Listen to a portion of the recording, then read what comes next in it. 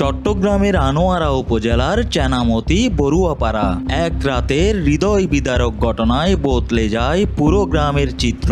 একই পরিবারের মা ও কিশোরী মেয়ে হত্যাকাণ্ডে পুরো এলাকা এখন স্তব্ধ।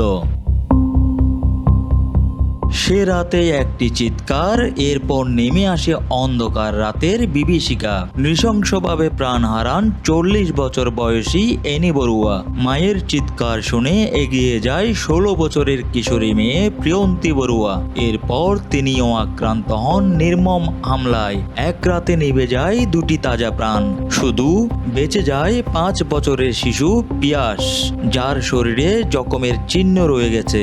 হয়তো সারা জীবন বয়ে বেড়াবে সেই ভয়াবহ রাতের স্মৃতি। নিহত এনি বড়ুয়ার স্বামী জানান, পয়সা নিয়ে এই পর্যন্ত কোনো ঝামেলা হয় নাই, কিন্তু এখন এই যে ঘটনার পর বুঝতেছি যে একমাত্র আমার পরিবারের প্রতি ও যে কাজটা করছে, মনে হয় ওর যে টাকা দিছি, টাকার দুগুণগুলো আমার কাছে আছে। এগুলো কি বলে স্ট্যাম্পগুলো আছে, স্ট্যাম্পগুলো নেওয়ার জন্য আসছে। পুরো গ্রামে এখন শুধুই শোক, আতঙ্ক আর অজস্র প্রশ্ন। তবে মৃত্যুর আগে এনি বড়ুয়ার দেওয়া একটি তথ্য এখন তদন্তের কেন্দ্রবিন্দু। তিনি ইঙ্গিত করেছিলেন একটি নামের দিকে, তেজু বড়ুয়া। এই একটি তথ্যই ঘটনার তদন্তে নতুন মোড় এনে দেয়। পটিয়া থানা এলাকা থেকে গ্রেপ্তার হয় রিমন বড়ুয়া প্রকাশ, তেজু বড়ুয়া। পুলিশের দাবি, প্রাথমিক জিজ্ঞাসাবাদে তিনি হত্যাকাণ্ডে জড়িত থাকার কথা স্বীকার করেছেন। তদন্ত সূত্র জানায়, একটি পুরনো ঋণ সংক্রান্ত স্ট্যাম্প চুরির উদ্দেশ্যে ঘটনার রাতে তেজু বড়ুয়া বাড়ির পেছনে অবস্থান নিয়েছিলেন। চুরির ঘটনা দেখে ফেলায় মা মেয়েকে নৃশংসভাবে হত্যা করে। ঘটনার পর চট্টগ্রাম জেলা পুলিশ ও ডিবি তদন্তে নামে। ব্যবহৃত মোবাইল ফোন উদ্ধার করা হয় একটি ডোবা থেকে। হত্যায় ব্যবহৃত অস্ত্রও উদ্ধার করা হয় বাড়ির পেছনের খাল থেকে।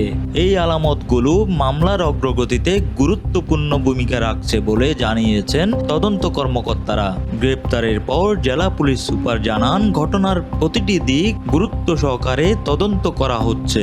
তেজপ্রিয় বড়ুয়ার কাছ থেকে যে তথ্যগুলো আমরা পেয়েছি, সে ঘটনার সত্যতা স্বীকার করেছে। ঘটনার সাথে সে একমাত্র সে নিজেই জড়িত ছিল এবং কি কারণে সে ঘটনাটা ঘটিয়েছে সেটা কিন্তু আমাদেরকে জানিয়েছে।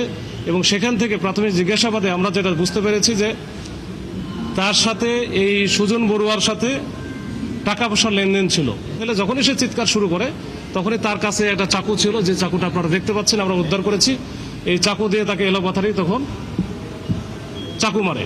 তো এই মারা অবস্থা যখন সে চিৎকার করতেছিল, এই চিৎকার শুনে আবার তার মেয়ে প্রিয়ন্তী বড়ুয়া, এই প্রিয়ন্তী বড়ুয়া পড়াশোনা করতেছিল ভিতরে রুমে, ঘরে।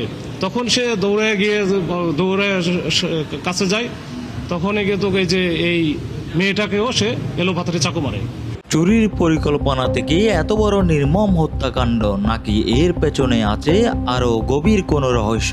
তদন্ত চলছে। চেনামতির এই গ্রামে শোক এখনো ভারী হয়ে আছে, আর পুরো এলাকা অপেক্ষা করছে সত্য উদ্ঘাটনের। রাজীব সেন প্রিন্স, চট্টগ্রাম সংবাদ প্রতিদিন।